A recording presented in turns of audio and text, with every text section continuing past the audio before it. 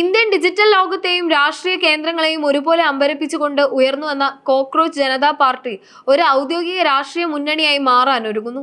സമൂഹ മാധ്യമങ്ങളിലെ ഒരു ട്രെൻഡ് എന്നതിനപ്പുറം രാജ്യത്തെ ദശലക്ഷക്കണക്കിന് യുവാക്കളുടെ ശബ്ദമായി മാറിയ CJP രാഷ്ട്രീയ പാർട്ടി രൂപീകരണത്തെക്കുറിച്ച് ഗൗരവകരമായി ആലോചിക്കുകയാണെന്ന് അതിന്റെ സ്ഥാപകൻ അഭിജിത് ദീപ്കെ വ്യക്തമാക്കി. അതേസമയം ചുരുങ്ങിയ കാലം കൊണ്ട് യുവാക്കൾക്കിടയിൽ വൻ സ്വാധീനം ചെലുത്തിയ ഈ കൂട്ടായ്മയെ കേന്ദ്ര രഹസ്യാന്വേഷണ ഏജൻസികൾ കർശനമായി നിരീക്ഷിച്ചു വരികയാണ്. സോഷ്യൽ മീഡിയ ഇടങ്ങളിൽ തരംഗമായി മാറിയ കോക്രോച്ച് ജനതാ പാർട്ടി എന്നത് ഒറ്റനോട്ടത്തിൽ ഒരു ആക്ഷേപഹാസ്യമോ തമാശയോ ആയി തോന്നാമെങ്കിലും അത് മുന്നോട്ട് വയ്ക്കുന്ന രാഷ്ട്രീയ സാമൂഹിക ആശയങ്ങൾ അതീവ ഗൗരവമുള്ളതാണ്. കോട്ടിട്ട ഒരു പാറ്റ സംസാരിക്കുന്ന AI വീഡിയോകളിലൂടെ ഡിജിറ്റൽ ലോകത്ത് ശ്രദ്ധേയമായ ഈ കൂട്ടായ്മ യഥാർത്ഥത്തിൽ രാജ്യത്ത് തൊഴിലില്ലായ്മ മൂലം വലയുന്നവരും ഉന്നത വിദ്യാഭ്യാസം നേടിയിട്ടും അനുയോജ്യമായ ജോലികൾ ലഭിക്കാത്തതുമായ ദശലക്ഷക്കണക്കിന് ഇന്ത്യൻ യുവാക്കളുടെ പ്രതീകാത്മക ശബ്ദമാണ്.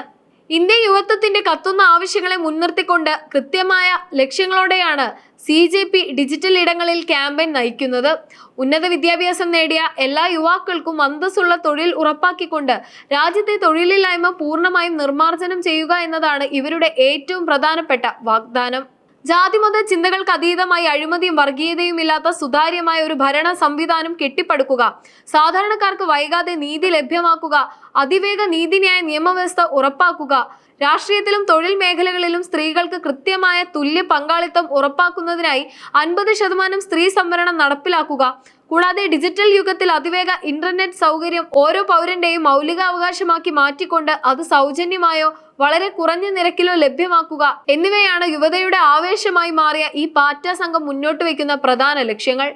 സമൂഹ മാധ്യമ പ്ലാറ്റ്ഫോമായ എക്സിൽ കോക്രോച്ച് ജനതാ പാർട്ടിയുടെ ഔദ്യോഗിക അക്കൗണ്ട് കേന്ദ്ര സർക്കാർ ഇടപെട്ട് വിലക്കിയ നടപടി നിലവിൽ വലിയ രീതിയിലുള്ള രാഷ്ട്രീയ സാമൂഹിക വിവാദങ്ങൾക്കാണ് വഴി തുറന്നിരിക്കുന്നത്. ഡിജിറ്റൽ ഇടങ്ങളിൽ ഇത്രയധികം സ്വാധീനമുള്ള ഒരു കൂട്ടായ്മയുടെ പ്രധാന ആശയവിനിമയ മാർഗം പെട്ടെന്ന് റദ്ദാക്കപ്പെട്ടത് വലിയ ചർച്ചയായിട്ടും ഈ അക്കൗണ്ട് പൂട്ടിപ്പിച്ചതിനെ കുറിച്ചോ അതിന്റെ പിന്നിലെ യഥാർത്ഥ കാരണങ്ങളെക്കുറിച്ചോ കേന്ദ്ര IT മന്ത്രാലയം ഇതുവരെ ഔദ്യോഗികമായി യാതൊരു പ്രതികരണവും നടത്താതെ പൂർണ്ണ മൗനം പാലിക്കുന്നത് ദുരൂഹത വർദ്ധിപ്പിക്കുന്നുണ്ട്. എന്നാൽ സർക്കാരിന്റെ ഭാഗത്തു നിന്നുണ്ടായ ഈ കടുത്ത നിയന്ത്രണങ്ങൾക്കൊന്നും തന്നെ CJPയുടെ ജനപ്രീതിയെ തടഞ്ഞു നിർത്താൻ സാധിച്ചിട്ടില്ല എന്നതാണ് യാഥാർത്ഥ്യം.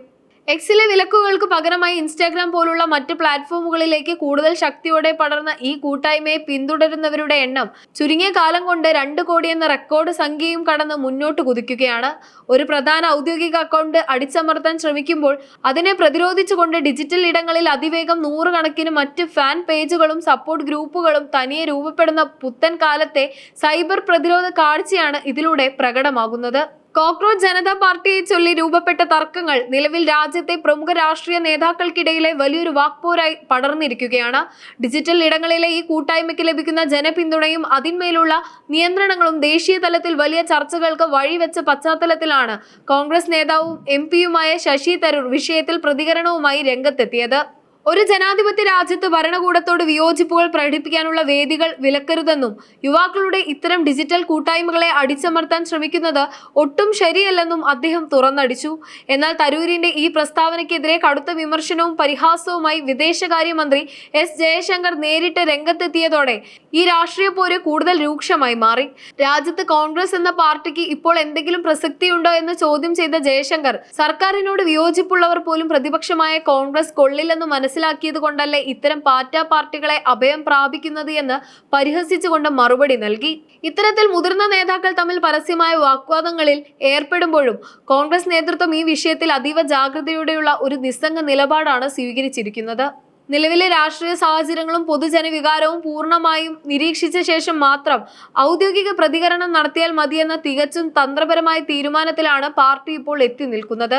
കോക്രോച്ച് ജനതാ പാർട്ടിയുടെ പ്രവർത്തനങ്ങളും അതിന് ലഭിക്കുന്ന വൻ ജനപിന്തുണയും നിലവിൽ രാജ്യത്തെ സുരക്ഷാ ഏജൻസികളുടെ കടുത്ത നിരീക്ഷണത്തിലാണ്. ഈ കൂട്ടായ്മയുടെ മറവിൽ രാജ്യവ്യാപകമായി യുവാക്കളെ സംഘടിപ്പിച്ചുകൊണ്ട് വലിയ രീതിയിലുള്ള പ്രതിഷേധങ്ങൾക്കോ ക്രമസമാധാന പ്രശ്നങ്ങൾക്കോ നീക്കം നടക്കുന്നുണ്ടോ എന്നാണ് കേന്ദ്ര രഹസ്യാന്വേഷണ വിഭാഗങ്ങൾ പൂർണ്ണമായും പരിശോധിച്ചു വരുന്നത്. ഇതിനിടെ CJPയുടെ ആഭിമുഖ്യത്തിൽ നാളെ രാജ്യത്തിന്റെ വിവിധ ഭാഗങ്ങളിൽ വലിയൊരു മനുഷ്യച്ചങ്ങല തീർക്കാൻ സോഷ്യൽ മീഡിയ വഴി വ്യാപകമായി ആഹ്വാനം ഉയർന്നതോടെ സുരക്ഷാ ക്രമീകരണങ്ങൾ കൂടുതൽ ശക്തമാക്കിയിട്ടുണ്ട്. ഈ സാഹചര്യത്തിൽ കർണാടക പോലീസ് ഉൾപ്പെടെയുള്ള വിവിധ സംസ്ഥാനങ്ങളിലെ സുരക്ഷാ വിഭാഗങ്ങൾ അതീവ ജാഗ്രതയിലാണ്. പൊതുജനങ്ങളുടെ സമാധാന അന്തരീക്ഷം തകർക്കുന്ന രീതിയിലുള്ള ഇത്തരം കൂട്ടായ്മകളിലോ നിയമവിരുദ്ധ പ്രതിഷേധങ്ങളിലോ യുവാക്കൾ യാതൊരു കാരണവശാലും പങ്കെടുക്കരുതെന്ന് പോലീസ് കർശന മുന്നറിയിപ്പ് നൽകിയിട്ടുണ്ട്. അതേസമയം ഈ നീക്കങ്ങൾക്കെല്ലാം പിന്നിൽ വലിയൊരു വിഭാഗം അണിനിരക്കുമ്പോൾ തന്നെ തനിക്കെതിരെ കടുത്ത സൈബർ ആക്രമണങ്ങളും ഭീഷണികളും ഉണ്ടാകുന്നതായി CJP സ്ഥാപകനായ അഭിജിത് ദീപ്കെ വെളിപ്പെടുത്തിയിരുന്നു. തന്റെ ഔദ്യോഗിക ഇൻസ്റ്റാഗ്രാം അക്കൗണ്ട് ഹാക്ക് ചെയ്യപ്പെട്ടതായും അതിനു പിന്നാലെ ജീവന് തന്നെ അപകടമുണ്ടാക്കുന്ന തരത്തിലുള്ള വധഭീഷണികൾ ഉയരുന്നതായും അദ്ദേഹം കഴിഞ്ഞ ദിവസം വ്യക്തമാക്കിയത് ഈ വിഷയത്തിന്റെ ഗൗരവം വർദ്ധിപ്പിക്കുന്നു. പരമ്പരാഗത രാഷ്ട്രീയ പ്രചാരണ ശൈലികളെ പൂർണ്ണമായും പൊളിച്ചെഴുതിക്കൊണ്ടാണ് CJP മുന്നേറുന്നത്.